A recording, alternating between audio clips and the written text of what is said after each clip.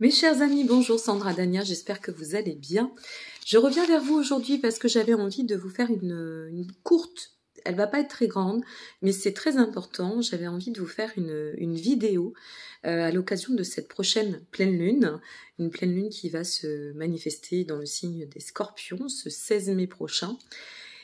Et qui est une éclipse, une de plus, puisque nous avons eu une première éclipse, comme vous le savez, fin avril, à l'occasion de la nouvelle lune du 30 avril, et puis une seconde éclipse. Alors c'est quoi ces périodes? Eh bien, c'est des périodes qui remuent beaucoup. Donc en ce moment, vous pouvez certainement vous ressentir dans des états peut-être incompréhensibles pour la plupart, hein, ça c'est évident. Pour d'autres, il va y avoir des grands coups de Karcher en profondeur. N'oublions pas que c'est une pleine lune qui va se manifester dans le signe donc, du Scorpion. Le Scorpion étant relié à la planète Pluton, régénérescence, mourir pour renaître dans la symbolique. J'ai pris quelques petites notes, mais c'est important. Cette période d'éclipse, en fait, c'est une période qui nous amène, si vous voulez, à pouvoir établir des changements très très en profondeur. On appelle, enfin cette période tout du moins, c'est ce qu'on nomme une lune de sang, d'accord? Donc c'est une période extrêmement dense où les énergies, les vibrations vont être extrêmement vives, voire possiblement électriques, d'accord? Que ce soit intérieurement ou extérieurement. Donc c'est une période où je vous inviterai à comprendre que l'introspection, d'accord? Pardon, j'ai toujours le nez de pris. La mise en retrait, la notion de bilan, d'accord, de se poser, de revenir à soi, de se recentrer, va être non pas capitale, mais plutôt vitale. Pour comprendre ce changement qui se manifeste par rapport à tout ce qui se passe, lorsqu'on traverse une période d'éclipse, ce sont... Ah, alors je vais avoir des petits problèmes, hop, normalement ça devrait revenir. Ce sont des périodes où cette notion de changement, vous savez, il y a les nouvelles lunes, les pleines lunes avec les cycles, sauf que les éclipses, ça dure, ou ça fait son chemin, tout du moins ça dure pas, mais ça fait son chemin en termes de travail intérieur, sur une période de 6 mois environ. Ok ? Donc, si vous vous ressentez, alors, dans des troubles physiques, dans des troubles psychologiques. Si, en ce moment, vous vous dites, mais attends, là j'ai toutes mes vérités personnelles qui s'écroulent, je ne vois plus du tout les choses de la même façon, ou je ne sais pas ce qui se passe, mais il y a quelque chose qui est en train de bouger en moi et je n'arrive pas, c'est imperceptible, je n'arrive pas à comprendre ce qui se passe, je n'arrive pas à comprendre ce qui se manifeste dans ma vie. Si, par exemple, vous traversez des périodes, des cycles où ça peut être très en dents de scie, très en vague, émotionnellement parlant aussi, bien évidemment. Ça reste quand même ça se manifeste dans le signe du Scorpion. Scorpion, c'est un signe d'eau, donc c'est un signe qui touche l'émotionnel et très très en profondeur.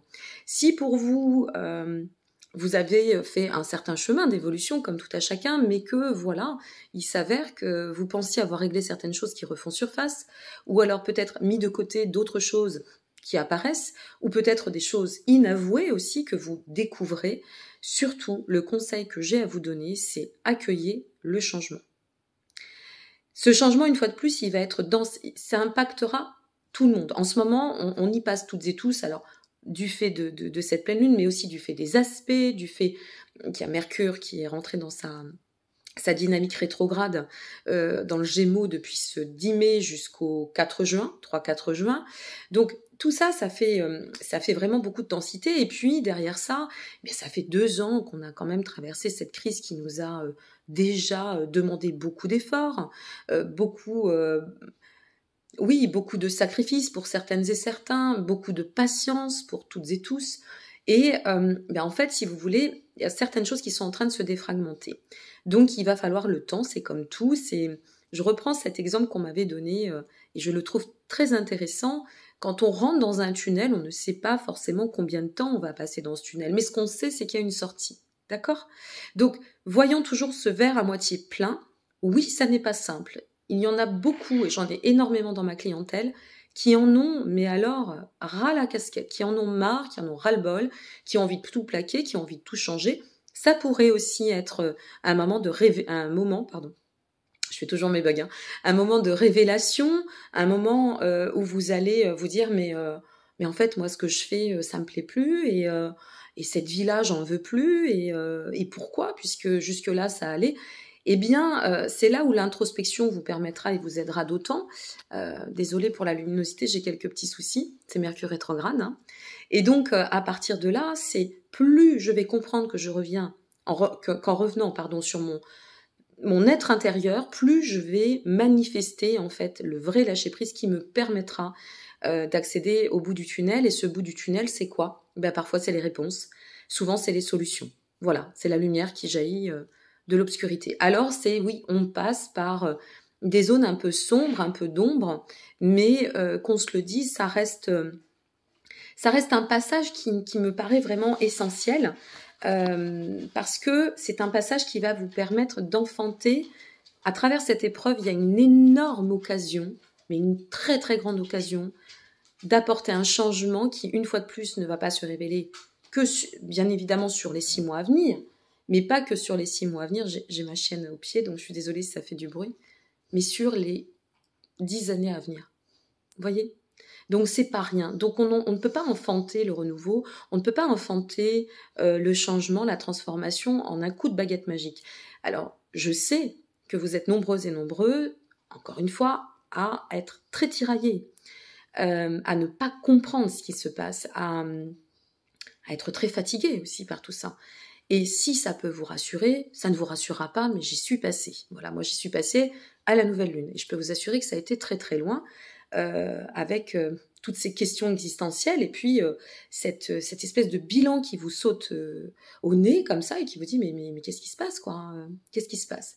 Eh bien en fait, il se passe que ça nous permet de nous centrer, mais au-delà de nous centrer, quand on revient à cet être intérieur qui est finalement le vrai co-créateur. C'est pas le monde qui fait nos vies, c'est pas les autres qui décident de notre bonheur, c'est nous avant tout. Donc ça va être plus ou moins long, parce que il va y avoir des personnes chez qui ça va être plus ou moins en résistance, parce qu'il y a des personnes qui sont, comme je les nomme, moi je nomme ça les uraniens et les saturniens. Les personnes saturniennes, ce sont des personnes qui sont dans la résistance, d'accord? Mais la résistance du côté je ne veux pas que les choses bougent, je veux que ça reste comme ça, j'ai besoin de me rassurer là-dessus, et je reste dans cette approche sécuritaire. Oui, mais on voit bien que la vie, et en ce moment, avec tout ce qu'on traverse, et par ailleurs cette crise, ok, mais la guerre à côté, rien n'est figé. C'est ça qu'on est en train de voir, c'est que rien n'est fixe et rien ne peut s'enfanter sans bouger. Donc aux Saturniens, aux personnes qui sont très en contrôle finalement, hein, je vous passe ce message: ne résistez pas trop, ne luttez pas trop, parce que vous risquez de vous faire beaucoup de mal, d'accord?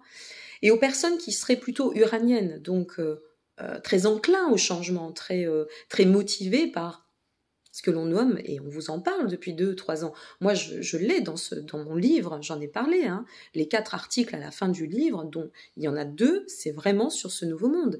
Et je l'avais pas écrit là. Ce sont des articles que j'ai écrits en 2018, en 2019. Eh bien, nous y sommes.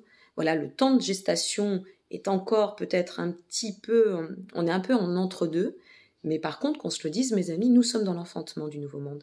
Et que ça plaise ou pas, c'est soit on résiste, et on risque de se faire beaucoup de mal, et à un moment donné, on risque de se confronter à un mur, soit on ouvre et on change de paradigme, et y compris intérieur. Ce paradigme intérieur que l'on va changer, qui va donner du mouvement dans nos vies, qui va nous faire bouger de nous-mêmes, et donc, par définition, nous faire bouger dans la vie, et faire bouger aussi les choses de la vie.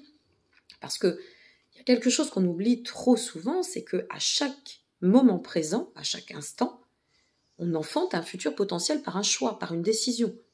Donc, comprenons que tout est mouvement, comme nous ne sommes que de passage. Alors, c'est vrai que cette crise a révélé à certaines personnes que nous allions mourir. Ben oui, nous allons mourir, bien sûr, et quand?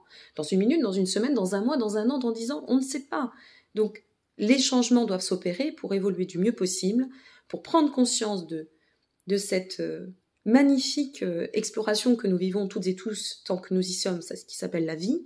On a assez de galères tous les jours, on a assez de notre quotidien, on a assez de l'extérieur pour vraiment revenir à nos forts intérieurs et nous dire ok, allez, là il y a un gros jet, il y a un gros coup de Karcher, mais qu'on se le dise, c'est pour avancer sur la quête et le chemin de la sérénité. Alors je sais que c'est facile à dire, une fois de plus, hein, j'y suis passée. Ok, ça a été très très compliqué pour moi, cette fin avril. En plus, au milieu, ben voilà, j'ai eu des petits soucis de santé qui se sont manifestés. Enfin, tout était comme ça pour moi. Alors ça, pour vous, ça pourrait être le mental, le moral, l'émotionnel, pourquoi pas l'émotionnel, le physique en même temps, on ne sait pas. On est toutes et tous différents. Mais ce que je veux vous dire, c'est que là, c'est en chemin pour nous réunifier à nous et nous amener la possibilité de retrouver ce qu'on a perdu dans le cadre de cette crise. Et moi, je milite en ce sens. Notre réunification intérieure doit nous permettre d'encore mieux comprendre l'intérêt de notre solidarité dans ce facteur chaîne humaine. Il y a un grand écrivain qui a dit nous sommes des êtres spirituels en quête d'expérience humaine et non le sens contraire. J'adhère, vous le savez, à cette pensée, j'adhère à cette idée. Et j'espère vraiment que vous pourrez ressentir tout ce sens, toute cette philosophie finalement dimensionnée et spirituelle qu'il en ressort pour l'engrammer et l'ancrer du mieux possible sur votre chemin. Je vous dis à très bientôt, je vous embrasse, prenez soin de vous. Au revoir.